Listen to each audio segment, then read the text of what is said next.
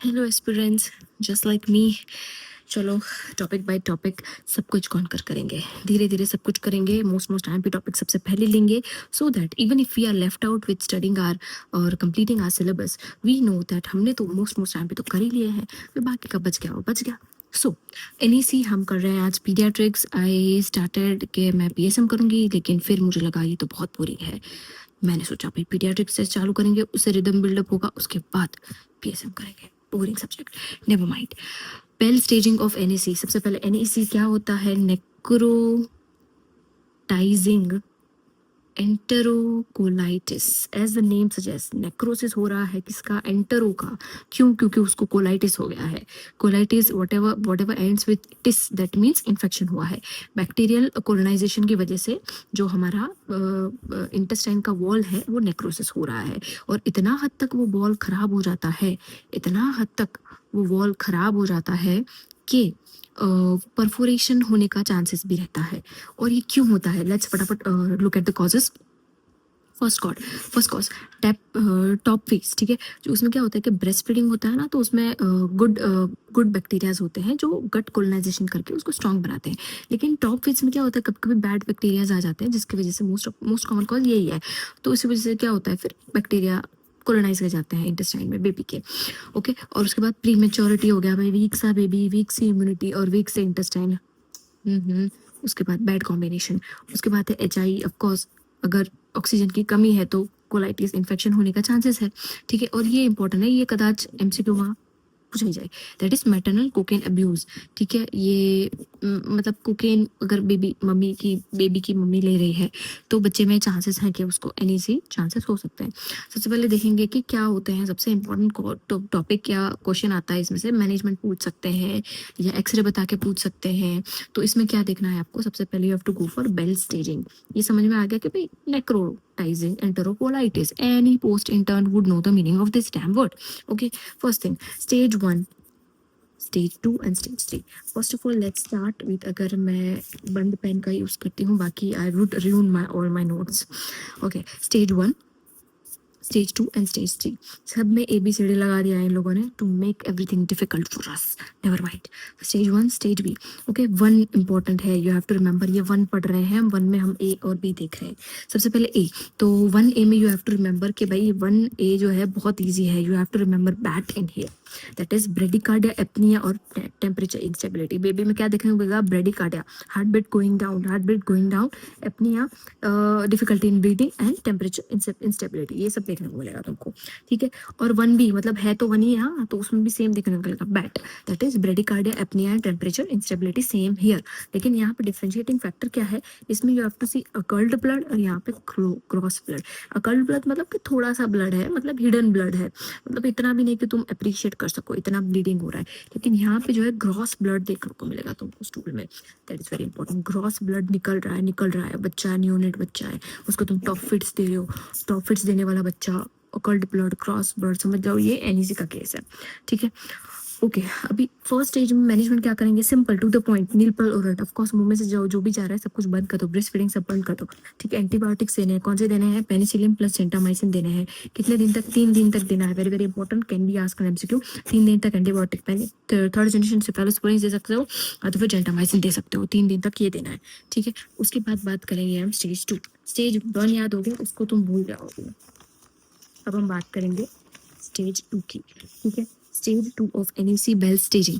Stage 2 में भी हमारे लिए सब कुछ डिफिकल्ट करने के लिए हमारे पास है A और B, ठीक है। A में क्या होता है कि भाई सेम बैट देखने को मिलेगा तुमको, ब्रेडिकार्डिया, एपनिया और टेम्परेचर इंस्टेबिलिटी। लेकिन यहाँ पे तुमको क्या देखने को मिलता है? एब्सेंट बोवेल, ठीक है। एब्सेंट बोवेल मूवमेंट्स, और क्या लिखा है ये मैंने? न्यूमोटोसिस इंटेस्टाइनालिस, हाँ न्यूमोटोसिस, हाँ मतलब यही है यार, मैं अच्छे से लिख देती हूँ यार, खुद के नोट से नहीं समझ में आ रहा है क्या होगा मेरा। न्यूमोटोसिस इंटेस्टाइनालिस, ओके। तो मतलब ये है कि 2A और B हो गया, ठीक है। तो 2A में क्या देखने को मिलेगा? न्यूमेटोसिस, ये टोसिस है, ठीक है, न्यूमेटोसिस, ठीक है। और ये हो जाएगा इंटेस्टाइनालिस, इंटेस्टाइनालिस, नालिस, ठीक है, ये देख लेना, वोकैबलरी इतना इंपॉर्टेंट नहीं है, तुमको पता होना चाहिए कि न्यूमेटोसिस इंटेस्टाइनालिस का मतलब क्या होता है। और दूसरा है, हाँ, इसका मैनेजमेंट क्या करेंगे, नीलपल ओरल प्लस एंटीबायोटिक फॉर 7 और 10 डेज, ठीक है। इसका मतलब समझते हैं। 2A मेरे साथ रटो, ठीक है, 2A बैट, इसमें कुछ याद रखने जैसा है नहीं। दूसरा क्या देख याद रखना है तुमको, एब्सेंट वोवेल साउंड्स, ठीक है। साउंड्स जो है ना, गर गर करके पेट में जो आवाज आती है वो बच्चे में नहीं आएगी स्टेथोस्कोप लगा के सुनोगे तो, ठीक है। और दूसरा क्या याद रखना है कि देखो भाई, ये हमारा इंटेस्टाइन है बच्चे का, ऐसे ऐसे ऐसे जा रहा है, ठीक है। तो इंटेस्टाइन में तुमको, न्यूमा का मतलब क्या होता है, हवा, एयर, तो you will find air in the intestine, બહુ બધું इंटेस्टाइन માં एयर देखा से। એટલે तुम अगर बोवेल वॉल्स, अगर तुम एब्डोमेन देखोगे ना, तो तुम्हारा पूरा जो बच्चा है उसमें एयर ही एयर देखने को मिलेगा तुमको। Like this is the X-ray, imagine यहाँ पे एयर ही एयर, एयर ही air. I am putting X-ray post video, ठीक है, बीच में डालूंगी तो मुझे भी नहीं मजा आएगा भाई, ये कैसे करना है, एडिट वेडिट करना आता नहीं है, ठीक है। तो ये एब्सेंट वोवेल न्यूमेटोसिस इंटेस्टाइनालिस, ठीक है, ये 2 है, मेरे साथ रट लिया। दो चीज देखनी है, एब्सेंट वोवेल साउंड और न्यूमेटोसिस इंटेस्टाइनालिस, एक्सरे बाद में देखेंगे, ठीक है। उसके बाद 2B है, उसमें तुमको बैट का मैट कर देना है। मैट कैसे करना है, अभी देखो 2A में तो हवा बन गई है, हवा भर गई है तुम्हारे इंटेस्टाइन में, ठीक है, बच्चे के इंटेस्टाइन में, सॉरी। अभी क्या करना है, मैट, मेटाबॉलिक एसिडोसिस हो गया, थ्रोम्बोसाइटोपिनिया होना चालू हो गया, पोर्टन वेल में हवा भर गई है बिल्कुल ही, मतलब, ठीक है। और इसमें क्या हो जाएगा, राइट लोअर क्वाड्रेंट पेन होगा, एब्डोमिनल पेन होगा, मास जैसा फील होगा, टेंडरनेस फील होगा, ये सब सारी चीजें तुमको 2B में देखने को मिलेगी, ठीक है। 2B इसलिए क्रूशियल क्यों है, क्योंकि यहाँ पे तुमको टेंडरनेस, रोअल लो कॉटन pain, abdominal pain, portal vein में हवा, मैट, मेटाबॉलिक एसिडोसिस इंपॉर्टेंट है, थ्रोम्बोसाइटोपिनिया इंपॉर्टेंट है, ये सब देखने को मिलेगा। तुमने यहाँ पे क्या दिया था, फर्स्ट वाले में तुमने 3 दिन तक एंटीबायोटिक दी थी, अभी तुमको उसको 7 दिन तक एंटीबायोटिक देनी है। यहाँ पे 7 दिन तक देनी है, उसका डबल करके यहाँ पे 14 दिन तक तुमको एंटीबायोटिक देनी है, और मुंह से तो कुछ जाना ही नहीं चाहिए बेबी के, ठीक है, नहीं तो ये कंडीशन वर्सन हो जाएगी, ठीक है। ये हो गया। अभी उसके बाद बात करते हैं 3।